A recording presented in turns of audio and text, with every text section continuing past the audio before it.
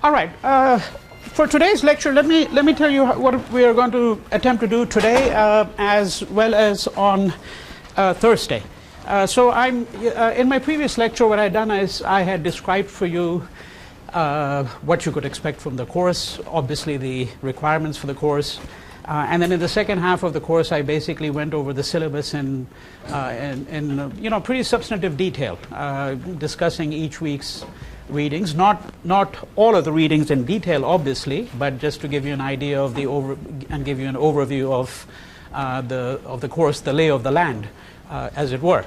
And what I'm going to do today is I'm going to commence with some broad observations and remarks about the subject that we're going to be studying. What is the distinction between studying India as a nation state and studying India as a civilization?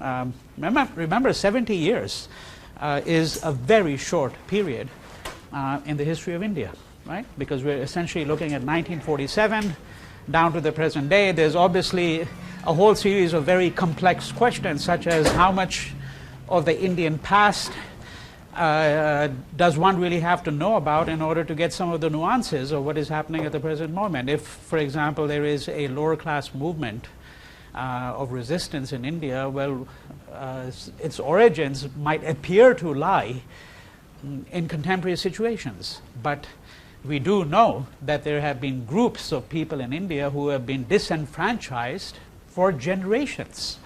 I mean, it would be like studying, let's say, the history of the American civil rights movement in the 1960s and saying that, well, let's just go back to the 1950s. Well, obviously, one would have to have some understanding of the institution of slavery, right? What happened in the Deep South? What happened in the aftermath of the Civil War? Because, of course, I mean, Lincoln issued the Emancipation Proclamation 1963, but that didn't free the slaves effectively, right? I mean, we know what happened in the aftermath of the Emancipation Proclamation. We know that the KKK came into existence. We know that there was a whole regime of lynching that went on for decades, right? So how much of that would one have to know in order to understand the American civil rights movement? Now, similarly, if you're looking at India post-1947, there are going to be obviously complex questions which we're not going to be able to address in substantive detail. I'm going to try to hint at some of them in order to convey to you the idea that some of these questions that we're looking at have a history that goes much further back. But you're not expected to know that history. And of course, there are elements of that history that I'm not going to know either, because it's a long, convoluted history, and there are one of the maps I'm going to show you. One of the things we're going to attempt to do today is we're going to attempt to study a number of things through maps. All right? I mean, there is a whole science of cartography, and there are very interesting aspects to maps, because one of the things that happens is that countries occasionally fight what you might describe as a cartographic war with each other. Right? So in 1962, when China invaded India, the maps, and what is that invasion partially about? What is a dispute between India and China over? It's over territory. That's what states usually fight over, isn't it? It's usually territory, particularly if they happen to be adjoining states. Then the dispute is usually over territory. Now the maps, that if you want to look at maps, so let's say China lays claim to a certain portion of India, Arunachal Pradesh is a state, and you want to see, well, what's the history of that? How would you do it? You would look at maps. Well, many of the maps produced prior to 1962 are top secret. I mean, researchers like me have absolutely no access to these maps. And you can't get them either on the Chinese side or on the Indian side, because one of the things that you would find out is that, well, there is a contested history to this territory, right? A contested history. And at some point, some maps might betray certain things which the state doesn't want you to know, right? So this is cartography. Now we're going to look at maps that are relatively more innocent. I'm going to point out some of the problems in a couple of these maps when we look at them.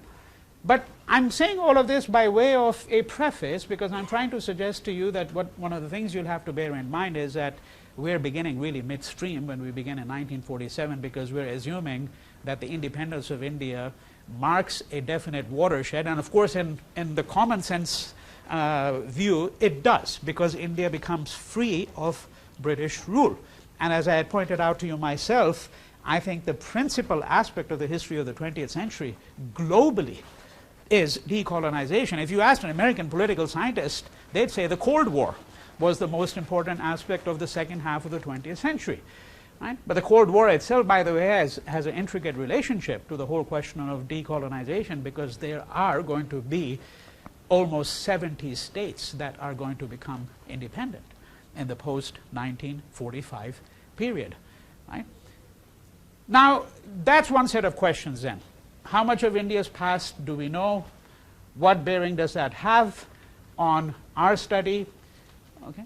Then there's a question of, well, what do we mean when we really speak of India? To whom does India belong?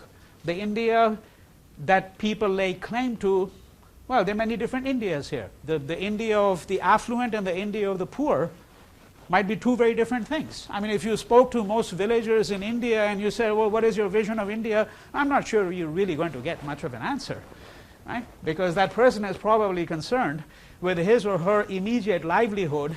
They're concerned with what's happening in their village. So the word desh, okay, desh means nation. If you asked a middle-class Indian, what does the word desh mean? Okay, I'm giving you the transliteration here, desh. A middle-class educated Indian would say desh means nation. Well, if you ask a villager, it doesn't mean a nation at all. Desh means your immediate area, your locality, right? The community, right? Aapka kya desh hai? What is your country? What is your nation? That's what a middle-class Indian would immediately understand it as, what is your country? What is your nation?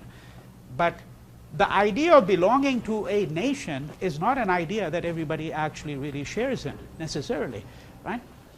Then there's this question. So now let's move to a different question. Just laying out the lay of the land.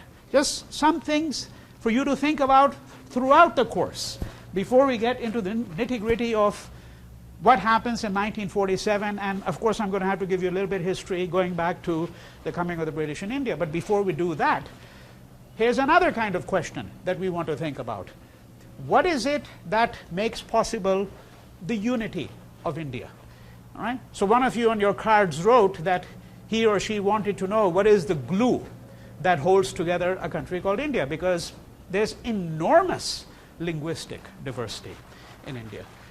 I mean, in the Los Angeles School District, you know, if you go to the LAUSD website and if you read what commentators write about, they'll tell you that there are 160 languages that are spoken in the Los Angeles area. Okay, because of course the United States is preeminently a country of immigrants, which it has been since its inception, right? However, there's a fundamental difference, because in the United States, fundamental difference that is between the situation of the United States and the situation of India that we're looking at, because in the United States it's also a proven fact that within 2 generations virtually all immigrants lose their mother tongue, right? Virtually all of them do. I mean, there are many of you here who come from immigrant families, and you might be speaking Hindi or Urdu or Gujarati or Bengali or Spanish, whatever the case might be, you know. But if you continue to live here, you raise your children here, what is the probability that your children will know Hindi, Gujarati, Bengali, Oriya, Urdu, whatever the case might be? Very minimal. And what is the probability that their children or your grandchildren? Almost zero. Right? I mean, this is effectively a monolingual country. The United States is a monolingual country. Yes, there are large pockets where Spanish is understood and spoken, including, of course, Los Angeles County, and parts of Texas and so forth and so on. But effectively, this is a monolingual country, and most Americans know only one language.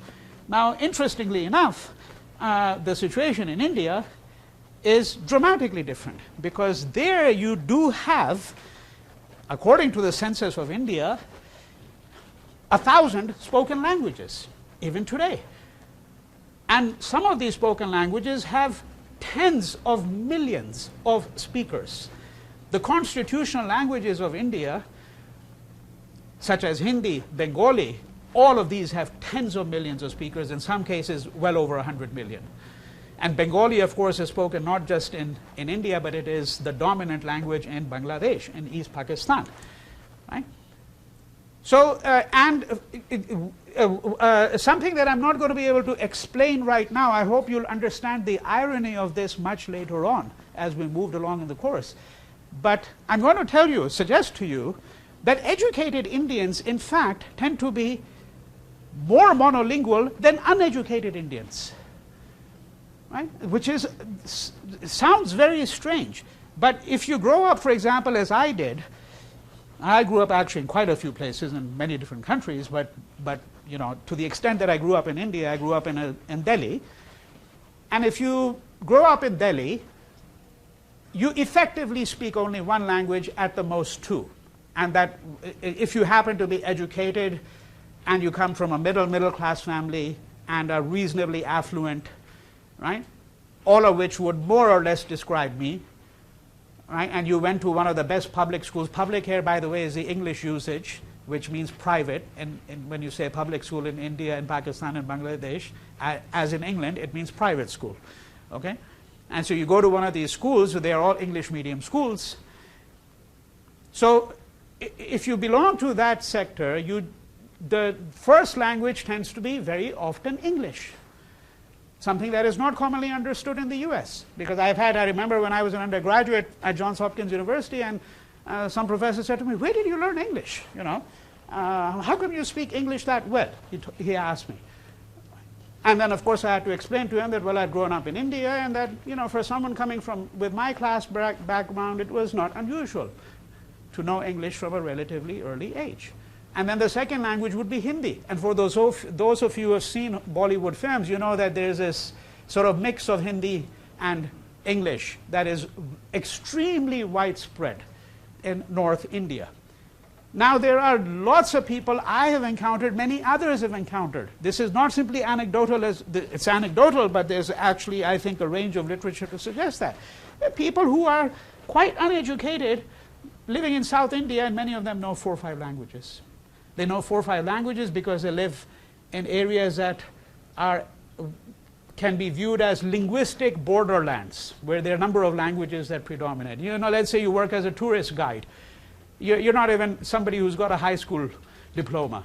You work as a tourist guide, you know, you're going to pick up 6, 7 languages easily. Right? And people of my father's generation, they all knew 3, 4 languages, even though many of them had not even gone to high school. And so there are these interesting problems that we'd have to think about at some point. So when I say the unity of India, well, what's the unity of India? In the United States, one of the things that makes possible the unity of the US is the fact that it's a monolingual country. English is by far the dominant language, and in order to succeed, you really do have to know English. I mean, there are pockets of people who can get by. You often hear stories of people who have lived in Chinatown.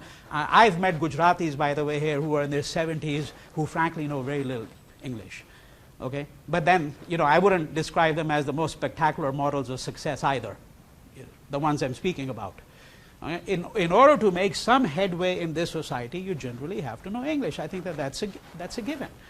Right? So one of the things that determines the unity here is obviously the fact that there is a common language. Then there are ideological factors, such as the United States is extraordinarily successful in homogenizing the entire population. You know, whatever your ideology is, you all end up going to Walmart or Costco or Burger King. You know, they're the same damn stores all over the country, no matter where you go. Right?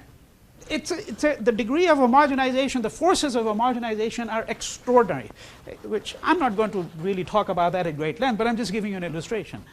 Right? And then, of course, that's why nation states have such things as national anthems. Right? You're supposed to feel proud, you know, so before a football game, you know, you go to the Rose Bowl, you know, and, you know, 40,000 people there, and you all stand up before the game, and, you know, you all feel patriotic. Well, why do we do that? Idea is to foster something called unity. And many Indians, middle-class Indians, of course, that's their greatest anxiety, that there's nothing that holds the country together. Well, I personally, my own view is that I don't think the unity is always desirable, but we'd have to discuss the complications of this as we move along, because this will be a constant theme in the course, right? The fact that there are all of these tendencies which gravitate people in India disperse them in numerous directions. It's the linguistic diversity of India, it's a religious diversity. If you look at so-called world religions as they're described, that is Christianity, and then within that, of course, Protestantism and Catholicism, Judaism, Islam, that are the Abrahamic faiths. Well, the Abrahamic faiths are not born in India, but and then, of course, you've got Confucianism, but a good portion of the world's religions were born in India. Hinduism, of course, Buddhism, Jainism, Sikhism. And it's worthwhile registering this fact immediately, namely that South Asia has more Muslims than the Middle East today. If you put India, Pakistan, Bangladesh together, the Muslim population of that part of the world is enormous, and it's a very different kind of Islam than what you find in the Middle East. And Christianity, of course, even though it's not born in India, its history in India goes back to the first century of the Christian era, 2,000 years ago. That's when Christianity arrived in India. Right? So you can see what I mean, that there are all these tendencies, and then of course you have an institution which is supposed to be unique to India, namely caste. Right? And we'll discuss what the caste system is. But according to the studies that have been done recently, there are over 5,000 caste communities in India. So what will hold this country together? And some commentators marvel at the fact that it hasn't broken up already, because of course many people were predicting after 1947, the British being foremost among them, that, well, without us, nothing is going to hold this country together, right? But now we're obviously in the 7th decade into independence. So these are just some broad considerations. There are many others, obviously, that I could talk about, but I want you to keep some of these thoughts in mind. And as I said, who does India belong to, as it were? You know, there are many Indias. And I think that we'll see that different people have a different degree of investment in the idea of India. Let me rephrase the questions for you in the following way. Do we study India just like we would study any other place? And of course, one answer is that, well, of course we don't, because there are some questions that are particular to the study of a particular civilization or culture. Right? So when we study the history of the Soviet Union or the United States or Britain or France, well, there are certain questions that might be particular to that history, and then there are some questions that might be general, that might be generic. And those questions may have to do with such things as, well, how did Germany become Germany, just as how did India become India? What was the nature of unity over there? We know that, of course, there are historical processes that are extremely different, but then there might be historical processes that might be rather similar, or that invite comparison in any case.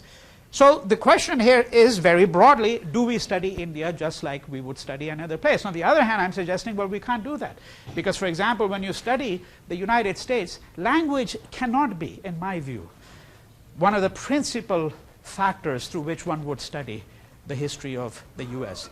Social linguists might disagree and might say that, well, you know, the speech patterns of African Americans might be markedly different, and we know they are, than the speech patterns of various other communities. Yes, of course, I'm quite aware of that fact. Right? But speaking of speech patterns and dialects is quite a different thing than speaking about the geopolitics of language and how it operates in a place such as South Asia. All right? So these are some broad considerations. Now, what I want you to do is I want you to look at a series of maps very briefly. We're not going to discuss all of them, but I want you to have some sense of what is it that we're really speaking about here. So India is a peninsula, of course, and there's a Bay of Bengal over here, and you've got the Arabian Sea there on the left here. This is Sri Lanka here, and you can see countries such as Bhutan. Maldives is over here. Maldives is, by the way, a part of South Asia, but you know, we're not really going to look at that. And here's the Andaman and Nicobar Islands, which is a union territory of India. That circle there, not the one at the extreme top, but below that, that's New Delhi. That's the capital. It's called New Delhi rather than Delhi. There is a distinction because New Delhi was a capital that was created by the British. Although Delhi is a city that has a history that goes back to well over 1,000 years. And you can see some of the rivers here. So the rivers are not marked here, but you've got the Ganges, which is marked over here. So the Ganges originates in the mountains, and then it will flow through the heartland. and it will eventually fall into the Bay of Bengal here. This is called the Gangetic Plains, this portion over here. Okay, that's called the Gangetic Plains. There are some derogatory phrases for it as well. It's also sometimes described as the cow belt, for example, or the saffron belt. Saffron meaning that Hindu nationalists, because Hindu monks who belong to the sort of Hindu extremist views, they tend to wear saffron robes, so sometimes it's described as the saffron belt. But this portion here, let me see if I get my, yeah, so here, this is the Gangetic belt over here.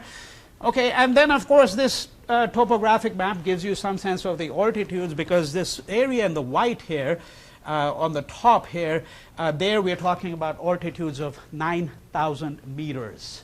That's about 27,000 feet. When you're in the 10,000 feet, that's nothing in South Asia, nothing, because it's not even really like the lower foothills of the Himalayas. Right? I mean, you have to really get up to 20,000 feet. And then, of course, you're talking about, so we're not, the whole Himalayan belt, which goes all the way from Afghanistan to the west over there, from Afghanistan, and then here through in North India, Kashmir here, Nepal, then you can see Bhutan, and going into eastern India over here. This constitutes a very distinct region. A very, very distinct region, and partly because the mountains are in a way a barrier, right? And so you can make a distinction between people in the mountains and people in the plains, right? And one of the things that you find in the history of colonial India is when the British were in India. Remember, they came to a country that for them was exceedingly hot, and it is exceedingly hot. Right, so I spent part of my summer in Delhi this year, and the temperature there was 115 every day, every day. When it cools down at night, cools down in quotation marks, it's about 90, 92, okay? And I'm talking about unremitting heat every day, and it can go on for months. It can go on for months. And it's actually gotten worse because of climate change. I know there are people who don't believe in climate change. We won't get into that. But there's no question whatsoever, okay, that in India, as in many other parts of the world, the weather has changed substantially. Okay, so that's basically the topography that you have to keep in mind. Now, because you have this huge mountain barrier, there's also a question about whether India went through some periods of, quote, isolation. Not necessarily, because of course India is a peninsula, so you have contact through the sea. And one of the things that distinguishes the British and the Europeans in general is that what the Europeans do is they bring sea power. So these are seaborne empires. In India, you had classically land-based empires. Land-based empires. So with the coming of the Portuguese, in the late 1400s, 1490s to India, what you have is the inauguration of a new phase of Indian history, which is really marked by the advent of sea power. Right? That's one thing to bear in mind. Indian rulers traditionally did not have navies. There was an exception here in South India. You had a group of people known as the Cholas, who had a navy, but really that's the exception. The Mughals were by and large, again, a land-based empire. All right, and again, we're not looking at all the features, but just to give you a little bit idea here. And here's another map. This is more of a political map. Again, you see the peninsula. It marks a few places. Myanmar to the right here, to the east, okay, all the way to the east over there. Myanmar is another interesting problem, as is Afghanistan. I mean, if you look at South Asia, usually Burma is not included in the study of South Asia. It's included in the study of Southeast Asia. Okay, but again, that's something that one can dispute, because Burma was ruled from British India. It's really part of the British Indian Empire, and we know that the Indian immigrants essentially flooded large parts of Burma in the 19th century. The trade was all in the hands of certain Indian castes in Myanmar or Burma. Myanmar is a name given to it more recently by the military regime, right? The other example of a country that poses this kind of problem is Afghanistan, where all the way to the top left there, you can just see a few letters of that word on top of Pakistan. Because again, Pakistan is usually, if at all it is studied, which only started happening in the United States, really, after 9/11, right? I mean, you'll be astonished to know that when the attacks of September 11th took place, okay, so 13 years ago, how many specialists in the entire American establishment, academic, military, state department, all of that establishment knew Pashto? Okay, one person. And so the United States is now going to go and they're going to launch a war, and they're going to try to understand the civilization. Well, it might be useful if you had about 500 people who knew something about the language, for example, right? But that's what I mean when I say monolingual, right? It's impossible to make any headway in the US with foreign languages, right? And so, and especially when you're talking about a language called Pashto, which frankly nobody knew, right? So how are you going to understand that society? How are you going to infiltrate? You want to infiltrate the terrorist networks, and you're clueless about what the people are saying, right? Interesting problem. Think about it.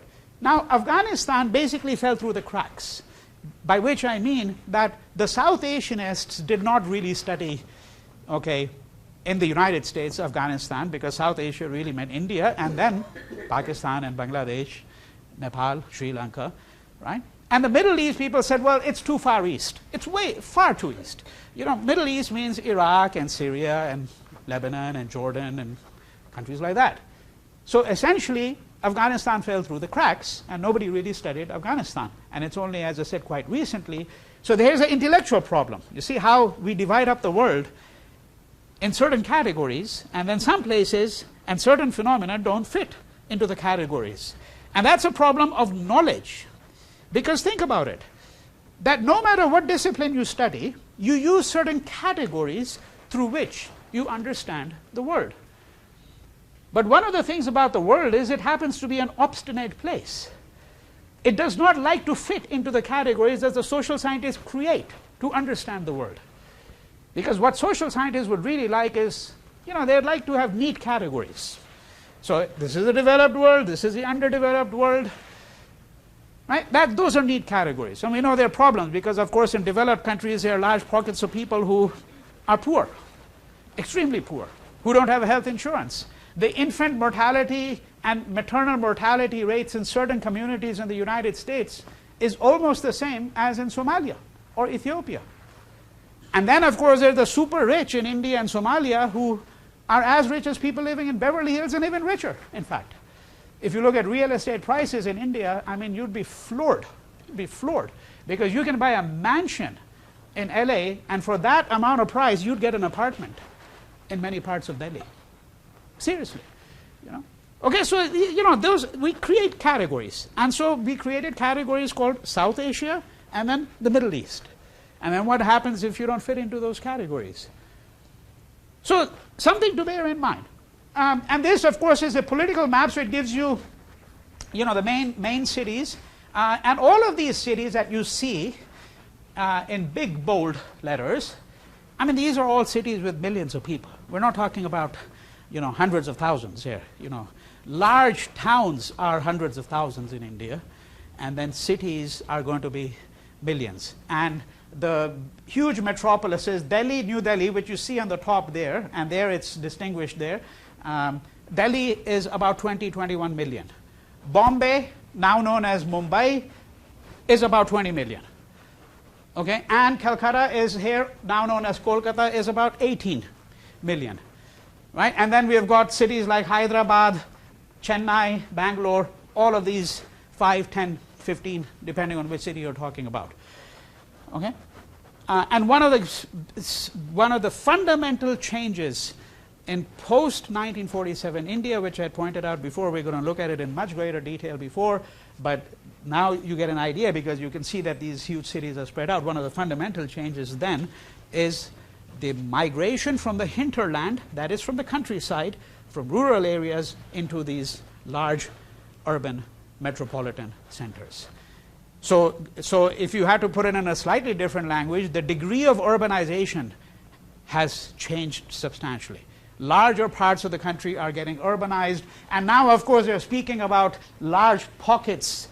So this is a city here called Pune. This is Mumbai. You can see the distances. We're talking about, a couple of 100 kilometers, effectively, right?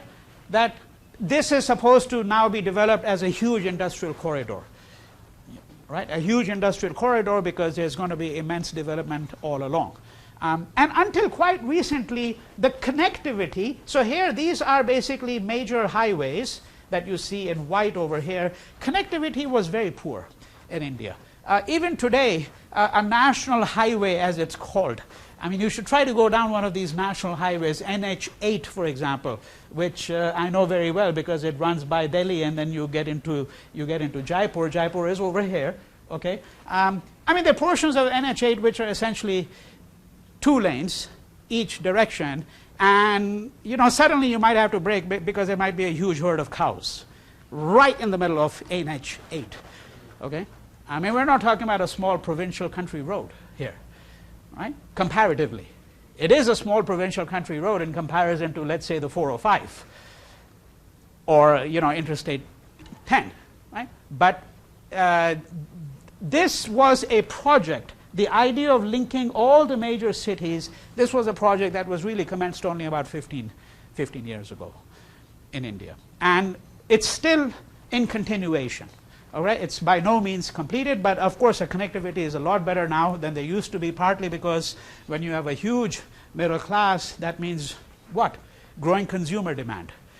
Right? Consumption levels. When you have consumption levels grow, then it means what? Huge trucks are going to start coming on the road transporting goods. So this highway system is of relatively recent vintage, okay?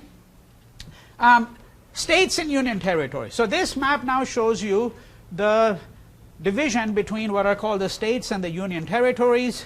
The states is what you really should thinking about. Union territories are very small places. Delhi was a union territory. It's actually a state now. And this, what it does is it gives you sort of the division of India by states.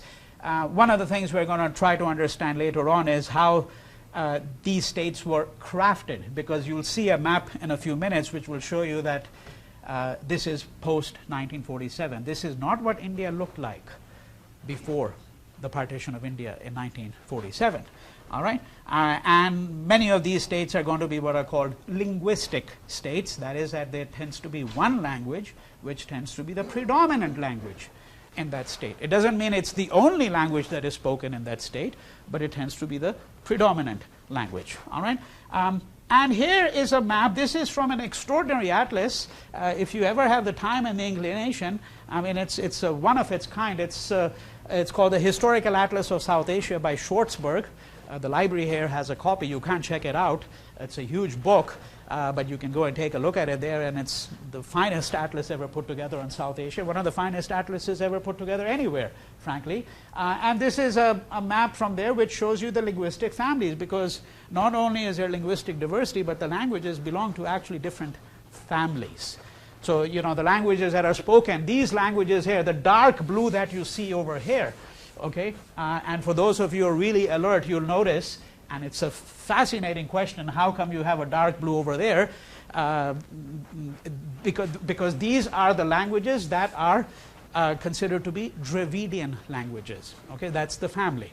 And so there are 4 major languages in that group.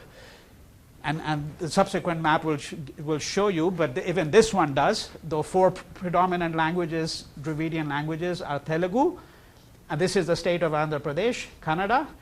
You're not going to get tested on any of this. This is just so that you have an understanding of the material, okay, before we launch into it full speed. Kannada, which is the predominant language of the state of Karnataka, and then this coastal state here, Kerala. The language here is Malayalam, and Tamil, which is the predominant language of the state of Tamil Nadu. And one of the reasons why you have this pocket over there is because the theory is that a long time ago, the Dravidians, who were the original inhabitants of South Asia, 3,000 years ago, that they eventually moved down, but a pocket of them got left behind. That's one theory, okay? And that's why you find that pocket over there, because this here is the Hindi heartland in the lighter blue, but again, that's slightly misleading. It simply means that the script is the same for languages such as Marathi and Gujarati. It's a Devanagari script, because the same language, of course, can be written in different scripts very often, right? Scripts and languages are two different things, as I'm sure you know. And then you've got the Tibeto-Burman languages over here, for example, so forth and so on. Just to give you an idea of what kind of language families we're talking about. And now here, much simpler map, right? To clarify things for you, South Asian language family. So there's this big green that you see, olive kind of green. This is Indo-Aryan languages, which are related, of course, to other Indo-European languages as well, right? And then the Dravidian languages, Austro-Asiatic, usually spoken by the tribal populations of India. Tribal populations. And the tribal population of India is very significant. We're talking about, approximately 15%. The word tribal is not to be trifled with. Why? Because, for example, let's supposing that I encountered a group of people who were highly educated, but I thought they had the most provincial views, right? So I might say they're like a tribe to me. The word tribe is almost derogatory. I mean, we speak of American Indian tribes. When historians and anthropologists study Africa, they always talk about tribes. Why do they talk about tribes here? Why don't they talk about tribes over here, right? Except Native Americans, that's indigenous populations, is usually viewed as tribes. So there's a politics to that word. It's like, for example, let me give you a very simple illustration of a different kind. If you read political commentary, you'll read about Saddam Hussein's regime. Have you ever heard of the phrase the Obama regime or the Reagan regime? No. I always hear Reagan administration, Bush administration. So the governments here are administrations. Over in that part of the world, they're regimes. Right? See, none of this is innocent. There's always a politics here. And so similarly, you have to be aware of this word tribes. I'm using it advisedly with caution. So one of the words we could use is Aboriginal populations. That the Austroasiatic languages are usually spoken by people who would be considered to be indigenous people, okay, or the Aboriginal populations. And 15% is well over 200 million. Don't forget the population of India, close to 1.25 billion. So 15% of what you have to always keep in mind, because 15% sounds like a small number. No, but when you translate it into real numbers, you're talking about 200 million people, 250 million people. Huge numbers that we're talking about here. And of course, then the question is, what is their place in the political system? What is their degree of political participation in the system? Those are the kinds of questions that will automatically come to mind once you start thinking about these groups of people. All right? But this, as I said, simply gives you an idea of the major linguistic South Asian families that you have. And here South Asia does include, so it includes Pakistan, and includes, this is Bangladesh over here. So you notice that Bangladesh, even though it's a sovereign country, because what's the predominant language here? Bengali, which is also spoken across the border in the state of Bengal. Right? And Bengali is in fact related to languages such as Hindi. Right? So this is why this whole area over here is in this sort of like olive green, because this is all part of what you would call the Indo-Aryan language family. All right? And now you have a map which shows you the breakdown. Again, this is not a really detailed breakdown because there are 1,000 languages. So you would need minuscule detail. But here what it does is it gives you the breakdown in terms of major. So Western Hindi, for example, right? Because there are differences between Western Hindi and other kinds of Hindi. Then you Punjabi there, West Punjab languages, and you see Pakistan there, Pashto, right? If you look to the west over there, right, on top of Pakistan, you see Pashto over there. And these are the Dravidian languages once again. Marathi speaking here, Gujarati. Gujarati is the mother tongue of Narendra Modi, right, the present Prime Minister of India, and the mother tongue of its most famous son, right, Mohandas Gandhi, also known as Mahatma Gandhi, came from Gujarat, as did Muhammad Ali Jinnah, a figure you'll hear about, the founder of Pakistan. In fact, Gandhi and Jinnah grew up in very close proximity to each other. And here you have, so this is Bengali over here, Assamese, and then there are different scripts. So even though some of the vocabulary might be similar, some of the grammar is going to be dramatically different, and then the script is quite different. So as a Hindi speaker, I would not be able to read Marathi, okay, even though if I spent a little bit time with it, I will begin to see the similarities between Marathi and Hindi, just to give you an illustration. And then finally, the last map having to do with languages. If you were to write the predominant languages of each of these states in the script, that's what the map would look like, okay, in the predominant script of that area. Most people here think that these four are identical. They're not. They look quite similar, but they're not. I mean, there are substantial differences between the four Dravidian languages. Of course, they have a closer relationship to each other than they do to Hindi, let's say. So Tamil would have a closer relationship to Telugu than it would, to Gujarati. But nonetheless, they're very, very different languages. And the fact that you know Tamil doesn't mean that you can read Telugu or Kannada or understand it. Okay? Now, so that sort of give you some idea of the terrain that we are interested in. Now, before we move to this, I want to set up the backdrop. And what we have here is what happens between 1946 and early 1948. 30th January 1948, when Mahatma Gandhi is going to assassinate it. In between, of course, you have the independence of India, the creation of Pakistan. But before we get here, I think I need to spend 10 or 15 minutes to give you a brief capsule roller coaster ride of the history of British India from 1600 to 1946. So what are some of the principal things that you might want to be thinking about? Because the fact that I stand here before you speaking English, which I learned in India, is of course one of the legacies of colonial rule, right? That English came into India, and in fact by an act, if I may use that word, it is not the most precise word, but it would take too long to explain the intricacies. By an act of the government of India of 1835, English was going to become the official language of the administration of India. It was not the official language of the administration of India, even though the British had been in India for over 200 years, until 1835. The official language was Persian, which is not an Indian language, right? Right? So you can see how muddled up things can become. And why Persian? Because before the British, you had the Mughals. In the empire that you had in India was what was called the Mughal Empire, possibly the grandest empire of its day. Certainly nothing in Europe comparable to the Mughals at that time. So the comparisons would have to be with the Ottomans in Turkey, the Safavids in Persia, right? That's where the comparisons would have to be.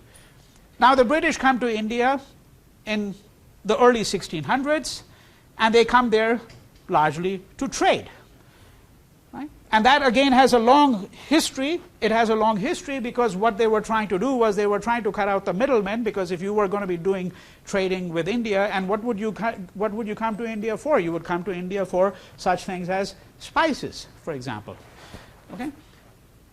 But not only spices. India was the fabled land of textiles all over the world. The textile industry in India was by far the most developed anywhere, right?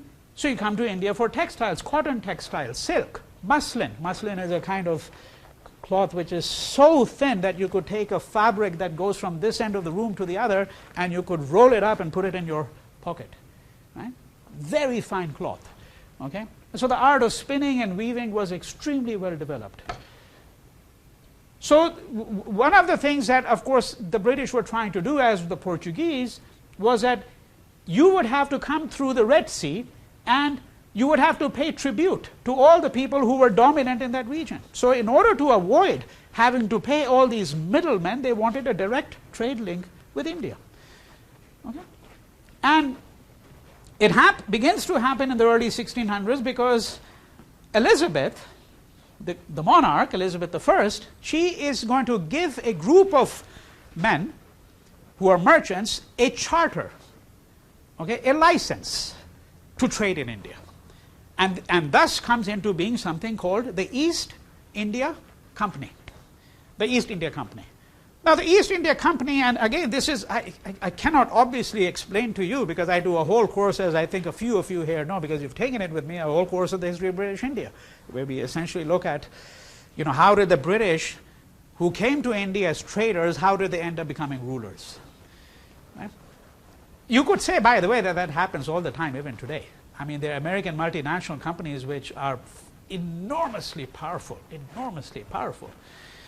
And for those of you who know the history of the relations between the United States and its backyard, what was its backyard?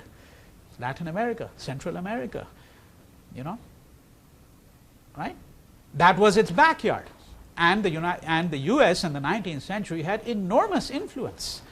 You know, companies that were basically trading in things like bananas made a huge fortune and would essentially decide the political fortunes of these countries. But here we have a case which is a little different because the East India Company is going to be ruling India from India eventually. And this happens over a period of 150, 200 years because the British come in to India, right, after the charter is granted in 1600. They come to India almost immediately after that. At this point, India is under Mughal rule. The Mughals are enormously powerful. But the British are going to slowly acquire more rights to trade. And this is how they're going to start to develop their presence in India. Their presence is going to develop largely in the coastal areas. Largely in the coastal areas. And in fact, we can actually go back to one of these maps because that will give you a better sense when I talk about coastal areas. So, for example, Bombay here, right, where you see the arrow here, Bombay is essentially founded by the British. And then a place over here just further north called Surat, or Bombay just further north of Bombay, right over here, this Surat. And then if you go down south, east, Chennai, known as Madras. Madras was the name by which it was known in colonial India. And then if you go along the coast, follow the coast all the way up to Calcutta over here, these were some of the places where the British were going to establish their presence. And what did they do? They built factories, warehouses. Why did they build warehouses? Because one of the things you would do is you would accumulate the goods from the interior, then you would bring them to the port. Because these are ports. The whole idea is if they're coastal, they're ports. And it is from these ports that the ships would then leave. Right? And the trade is going to become extremely complicated because China is going to be part of that. Right? And so you're going to have this triangular trade. And tea is going to be a big element of it. What's the other big element for those of you who have done Chinese history in the 19th century, late 18th century? Yes. Opium. Exactly. And there's a fundamental relationship between the Opium Wars and the development of the East India Company, becoming a fountain of power. Because the opium went from India. It went from India. And one of the reasons it went from India was the East India Company is now in control. They're getting tea, among other things, from China. What do the British have that they can give in return to the Indians and the Chinese? The answer, and it's no exaggeration, is nothing. Nothing. Britain really has almost nothing that is wanted by India and China. One of the things that, so if you look at the East India Company trade from 1600s to 1640, whatever they're taking from India, spices, textiles, okay, in return they have to give bullion. Bullion. Bullion means gold, silver. That's all they can give. They tried sending wools. What good are wools, woolen clothes, in a country where 90% of the population is living in hot, humid weather? Right? Okay, yes, in the mountains I can, but that's not where they're trading. They don't have any presence way up at 20,000 feet. Right? I mean, they have absolutely nothing at that point in time. And same thing with China, they really don't. So this is where the triangular trade becomes extremely complicated, because when the East India Company begins to rule India, they are going to ship opium from India to China in return for tea from China, for example. I'm simplifying it. There are other elements of it too. And of course, this is how you're going to end up developing 10 million opium addicts in China, and it's going to eventually lead to the Opium Wars, when the Chinese emperor is going to say, hey, you know, we're not going to tolerate this anymore. So there's reason why there's suspicion, you know, in places like China towards the British and the Americans. I mean, there are histories to all of these things, right? Okay, so I'm giving you fragments here because we're saying we start in the early 1600s. The East India Company is going to slowly, and we're talking about a handful of people in the beginning, hundreds. And mind you, even at the height of British rule in India, there are never more than 150, 200,000 Britishers in India, even at the height of British rule.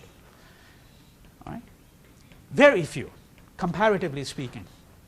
There are far more South Asians today in Britain than there ever were Britishers in India. Okay? And I'm including, when I say India, I mean undivided India. Anytime I speak of India pre-1947, I'm speaking of undivided India. Obviously, that means it includes Pakistan and Bangladesh. Right? Okay, so then latter part of the 1600s, early 1700s, the company slowly is going to begin to acquire powers. One of the ways it acquires powers is that it's going to enter into alliances with Indian rulers, because this is where the question of unity of India comes in. Now you've got enormous linguistic diversity. You're the emperor. You're sitting in a place called Delhi.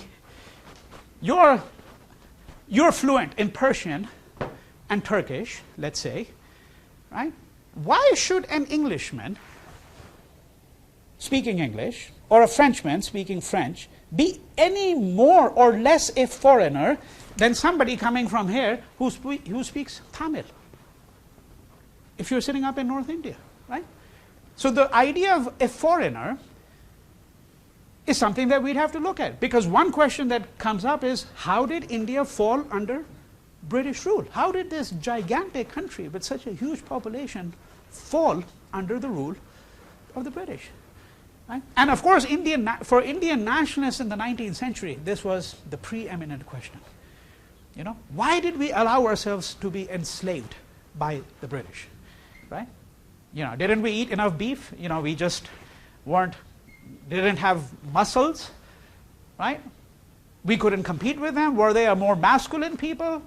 Did they have better administrative machinery? Did they have better technology? For example, no historian in the world, not one historian in the world, would say that the British had better technology than the Indians in the 17th century.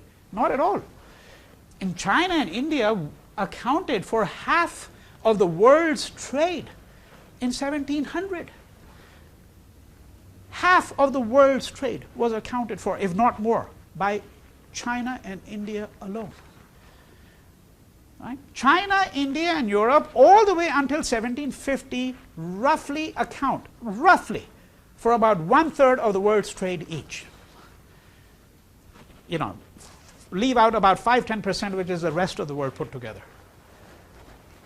And they're concrete. There are quite a lot of studies that have shown that. All right? So, given this situation, the question for Indian nationalists is going to be, well, how did India fall under British rule? Is it because we were not united as a people? Right? And so I gave you an illustration. Is it because, for example, that if you're sitting as an emperor there, right, and you're not even conversant with any Indian language, because the Mughals were basically Persian, Turkish origin, if I may put it this way, right? And they're speaking the language of the aristocratic elite here now that they brought with them. Under what circumstances would they think of a speaker of English or French as any more foreign than the speaker of Tamil or Telugu or Bengali or Oriya, whatever the case may be? But of course, if you took that point of view, then the question would be, well, was there never other kinds of unity in India? Why are the same gods, the pan-Indian gods like Vishnu and Shiva, they were worshipped all over India? So there was some notion of unity that came out of the Indian past. Right? We won't be able to resolve that question, because then we're going to have to revisit the whole Indian past, and that's going to be a different course. But the gist of what you have to keep in mind is that the English come as traders. They slowly expand their presence, beginning with the coastal regions, then moving into the interior. By the late 1600s, early 1700s, they're beginning to forge alliances with Indians, rulers, because India is going to be fragmented, right? And the lines of fragmentation are enormous. You know, they're obviously political, they're linguistic, and so on and so forth. And by the mid-18th century, by the 1700s, mid-1700s, 1757 is the date that is classically put forward, when there's a little battle called the Battle of Plassey. And at this Battle of Plassey, an English general, military man by the name of Clive, he is going to defeat an Indian ruler, right? And the Battle of Plassey, 1757. This is usually conventionally viewed as the beginnings of British rule in India. Not the British presence in India, which is earlier, as I've already mentioned to you, but the beginnings of British rule in India. Right? And over the course of the next half a century, the British are going to, of course, wage wars of expansion. They're going to wage wars of expansion because they're going to try to merge more and more territories into their territory, which is going to be called British India. Right? Their possessions are going to be known eventually as British India. And certainly by 1800, early 1800s, we can say that the British have become unquestionably what is called the paramount power. Right? The paramount, the supreme power. There's going to be a whole series of rebellions, scattered rebellions here and there, various forms of resistance to British rule. The most concerted of such efforts is going to be in 1857. It's known as the Great Rebellion of 1857-58, when British rule is going to be shaken to its foundation. It looks like it's almost going to collapse. But they're going to stage a recovery, a remarkable recovery, and they're going to be able to secure India. And what's going to happen in 1857, 1858, after they're able to crush the rebellion, is that the company, the East India Company, is going to be abolished. And India will now directly become what's called a crown colony. So it's going to be ruled directly from Britain. Of course, the company had already started losing many of its powers by the early 1800s, because remember, the East India Company, for example, Clive, who is employing him? It's not something called the government of Great Britain.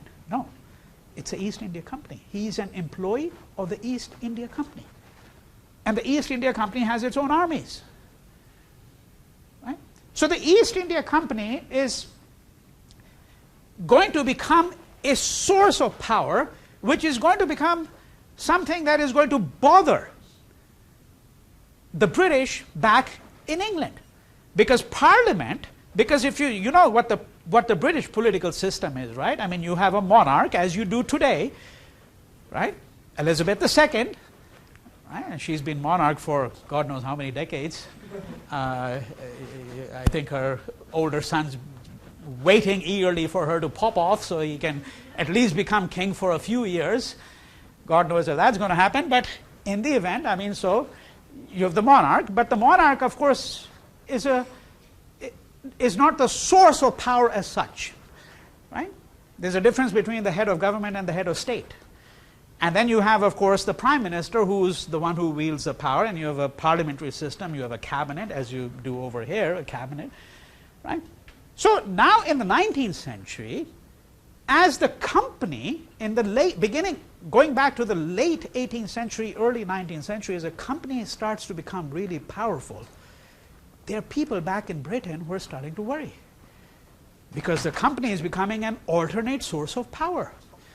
And you know, one of the things that happened, just to give you an illustration of why there's so much anxiety about the company, is that people acquire enormous fortunes, people working for the company. I'll give you a dramatic illustration. I'm sure none of you has heard of it, although you've heard of the university. Yale, one of the most famous American universities. Well, it's named after a man called Elihu Yale, who was the principal donor. But Elihu Yale was also the governor of Madras. That's where he made his fortune. He made his fortune in Madras. So people like him, they're going to leave India with enormous fortunes. And most of them, of course, go back to Britain. And the aristocratic elite in Britain gets really worried because many of these people who are making their fortunes, these are people who came from the lower end of British society. Right? These are people who couldn't do anything back in England, so they join the company, they go to India, then they make an enormous fortune there, then they come back to Britain and they attempt to secure political power. They try to buy seats in the House of Commons. You could do that commonly. Right? So this becomes a source of anxiety. So there are attempts to control the company all the way from the late 18th century moving into the 19th century. And by the 1820s, 1830s, the company has really ceased to be an effective power. So when we say that in 1857-58 the company was abolished, well, that's technically true, but the company had ceased to become a force, because by the 1820s India is really being governed more or less directly in many fundamental respects by Britain itself. That is, that there's enormous supervision from London as to how India is going to be ruled. Okay? Now, then you have the rebellion of 1857-58, and that is going to usher the aftermath of that, because the rebellion is going to be crushed, and in the aftermath of that the British are going to try to usher in what they call progress and improvement. You know, let the dust settle down. The Queen, this is Victoria. The Queen at that time, the British monarch, is Victoria. The Queen is going to basically say that, look, there's been a lot of bad blood that has flown between, you know, the people of India and the people of Britain, but now that this rebellion is behind us, you know, let's try to see if we can work together. Right? I'm going to accept all the Indians as my subjects. So Victoria is not just Queen of England, she's eventually going to become the Empress of India. That's going to be one of the titles that's going to be added, okay, to her designation. So she becomes Empress of India eventually. And during the 1860s, 70s, 80s, 90s, what you're really going to have is you're going to have social reform movements, you're going to have the creation of modern universities. Right? That's essentially what's going to take place. In 1885, an organization is going to be founded known as the Indian National Congress, very often abbreviated as INC in the histories, most often simply referred to as the Congress. What is the Indian National Congress? It's a group of Indian men. At this point, they're only men involved in politics. In India, as is the case, of course, all over the world. They're going to come together and they're going to say, hey, we want to have some role in the administration of our country. This happens to be our country, but we don't have any hand. Right? So in other words, what's the other word? It's the beginning of nationalism. Right? Nationalism. Some nationalist sentiment, home rule. Right? Some nationalists, but we're not saying that in 1885 these 5 or 6 dozen men, mainly lawyers, who came together, that they were inspired by the desire to have an independent India. No, they're not thinking of that. What they're thinking of is, well, we want a greater role for Indians in the administration of our own country. So how do you acquire a greater role? Illustration. The Indian Civil Service. The Indian Civil Service, so like in the United States, you know, you have a civil service, right? I mean, if you want to join the bureaucracy, you enter the civil services. So there you have what is called the Indian Civil Services. They're also called the heaven-born, because the Indian Civil Service is very small, very select. And, you know, you could be a young Englishman in your early 20s, mid-20s, and suddenly you find yourself the ruler of a province with 1 million people. Happened all the time. And you don't even know any Indian language, but you've got 50 servants and interpreters and translators, right? So that's the Indian civil service. Now, if an Indian wanted to join the Indian civil service, they couldn't. It was only for the English. Eventually, when they allow the Indians to join the Indian civil service, guess what? You have to take the exam in London. So you're an Indian, you're sitting in, Pune or Madras or wherever. You want to join the Indian civil service because you say, hey, I want to be able to help in ruling and governing my own country. Well, in order to do that, you have to first go to England to take the exam. So what the Indian National Congress is it's an organization which is going to say that, well, there are some injustices that we need to correct. We need to give Indians greater representation. They should be able to speak in their own voice, etc., etc. I think you get the picture. And what is the modus operandi? The modus operandi is petitions, right? Petitions. You write a petition. Your Excellency, would you please consider doing such and such thing? Right? That's a petition. You go as a delegation. 10 of you go there and you lay a petition before the Governor General. The ruler of India is called the Governor General. He's also called the Viceroy. So this is what the Indian National Congress is going to do. Of course, within a few years of its creation, within a decade or two, the Indians are going to say, this is all humbug. This is not going to get us anywhere.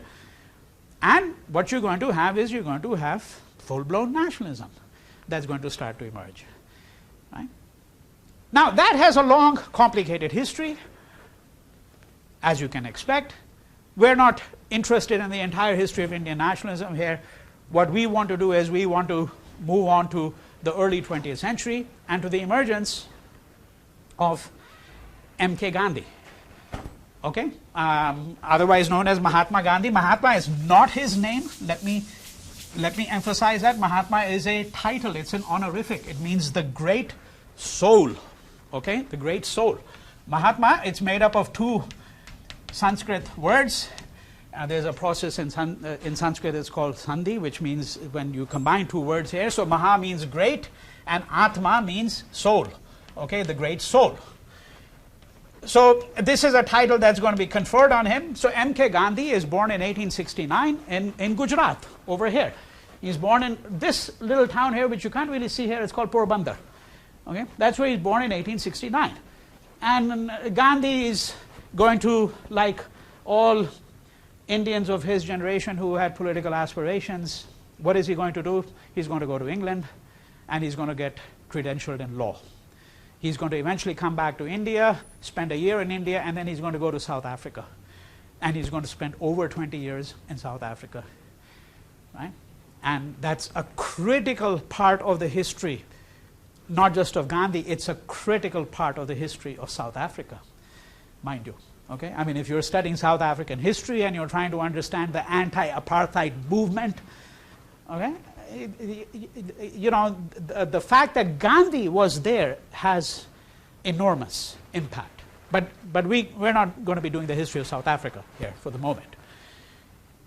The crucial thing, nonetheless, is that Gandhi spends over 20 years, and this is where he is going to first test out his ideas about mass non-violent resistance. Okay? Mass non-violent resistance. He coins a word. It's called satyagraha. All right, satyagraha, and the word, this is a word that is really a word that he coins. The word satya means truth, and agraha means force. You confront your opponent with the force of truth. Right? And I think there's no question that Gandhi is someone who comes up with something entirely novel in the history of politics as was known until that time. It's not to say that the idea of non-violence as such is unique to him. In fact, for those of you who know your New Testament, and if you know Matthew, and in particular the Sermon on the Mount, right? Or if you know, let's say, Henry David Thoreau's essay on the duty of civil disobedience, you know that there are people who obviously have thought about the idea of nonviolence. But what he did was he took the idea of non-violence simply as a matter of individual conscience, and he raised it to become a part of the ethic of a collectivity. Right? It's not simply an individual now, as was the case with Henry David Thoreau. I don't know how many of you know that essay, that famous essay, which I think in most American high schools you still have to read at some point, on the duty of civil disobedience. When Thoreau said that, well, I'm not going to pay my taxes to a state because these taxes are being used to support an illegal war, and so instead he went to jail. And then he wrote an essay called On the Duty of Civil Disobedience. Right? But Thoreau's thinking of individual resistance, that if something doesn't agree with my moral conscience, then I'm not going to do it. Right? What Gandhi is going to do is he's going to use the idea of nonviolent resistance, he's going to develop it for a collectivity. And one of the fundamental transformations that's going to help in putting Indian nationalism on a very different trajectory is that when Gandhi returns to India in early 1915, after having spent over 20 years in South Africa, Gandhi is going to transform the Indian National Congress into a mass organization. And when I say mass organization, I'm talking about millions of people who are going to pay dues. Okay? Membership fees. It becomes a mass organization. At its height, the Congress had more members in the 1920s than the Communist Party of China. Okay? So this is, and Gandhi plays again a critical role. Now, there are obviously histories that contest what Gandhi's role is. They would like to emphasize the role of people who used armed violence in India. And we're not going to try to settle that question here, although to my mind there's just unequivocally clear that by far the greatest figure in the history of Indian nationalism is Gandhi. There's just no comparison, even remotely, I think. But as I said, we're not interested in settling that question. What we're interested in is now simply taking the narrative to the 1940s to set it up so that you can understand what's going to be happening. So 1939 is the beginning of World War II. Now, when World War II commenced, the Congress Party, under the leadership of Gandhi, took the decision. It took the decision that it was going to be neutral in this conflict. And I use that word with deliberation, because you have to think of it this way. And again, I'm simplifying, since we can't really look at all the nuances of the arguments that are implicated here. But if you had to look at it in the crudest terms, the view that the Congress took was that, deplorable as is fascism and Nazism, because when, of course, 1939, outbreak of World War II, it means that what it does is it sets up Britain and its allies. The United States is not in the war, as you know, at that point in time. It's going to come into the war much later on, after the attack on Pearl Harbor. So Britain and its allies are set up as the democratic forces opposed to totalitarianism and fascism, represented, of course, by Germany preeminently, and then to some degree by Italy, and then, of course, by Japan on the Pacific front. The view of the Congress is that, yes, totalitarianism is deplorable. Fascism is to be condemned, but so is imperialism. So is imperialism. Why should we, as a colonized people, distinguish between the imperialism of the British and the fascism of the Nazis? Right? Putting it in crude terms. And so the Congress, and of course, because you remember that 1939, by now I haven't gone through, obviously, all the campaigns of resistance that launched by the Congress under Gandhi and others over the course of the last 2 decades. But the demand for Indian independence had been mushrooming, growing, and was becoming, of course, irresistible almost. So in 1939, when war broke out, essentially the Congress took the view that, well, look, we're not going to support British efforts in the war, because as far as we're concerned, Britain itself is close to being a fascist power. It's certainly an imperialist power, so why should we distinguish? And so the Congress position was a position of neutrality.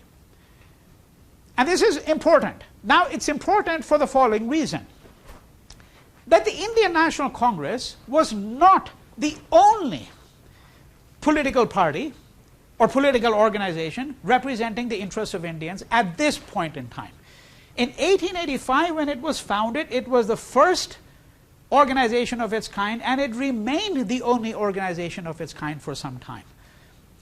But by the early 20th century, the Muslims of India, some of them had been persuaded to believe that the Congress would not represent their interests. Right? So to some of the Muslims, it was represented that the Congress was essentially an Hindu organization. And so, of course, the fear that was put into many Muslims was, well, what happens if Indian nationalism becomes successful and the Indians are able to throw out the British, and it once again sovereignty falls back on the Indians, but the Indians are divided themselves. They're Hindus, they're Muslims, Sikhs, so forth and so on. And so the fear that is put into Muslims is that, well, in a country that is predominantly Hindu, you are not going to get adequate rights. You're going to be treated as second-class citizens. And we know now, I mean, this was not something that was known in 1909 really, but we know for the last several decades that one of the things that the British did was they promoted this idea that the Hindus and Muslims have completely different interests. Right? You know, there's a phrase that is used in common English. I'm sure you all know that. Divide and rule. Right? And of course it's simplistic, but there are elements of that, there's no question. And so in 1909, for example, there's an organization that is going to be founded. It's called the Muslim League. Okay, the Muslim League. That's the name of the organization. You can tell from the name itself. Right? And the Muslim League is founded because the Viceroy, that is the Governor General of India, he calls these Muslim leaders in private meeting, secret meeting at that point, and tells them, you know, your interests are not going to be represented by the Hindus. The Congress is not a secular organization. And so, in 1909, the Muslim League is going to be founded. However, it is a telling fact that as late as 1937, right, just before the beginning of World War II, as late as 1937, when they had provincial elections in India. Okay, so these provincial elections take place to give, because there's some degree of autonomy. So nationalism has now eventually come to the point where you have some degree of autonomy in domestic matters. And as late as 1937, the elections that are conducted that year, even in areas that are Muslim majority, and I will explain that to you in greater detail in my next lecture, even in those areas, the Congress is going to win all the seats. In other words, as late as 1937, the Muslim masses are not persuaded that their interests and the interests of the Hindu masses are different. Okay, this is a situation. We're going to stop here, and we're going to resume this narrative on Thursday, and we will certainly come up to not just 1947, but to the assassination of Gandhi in 1948.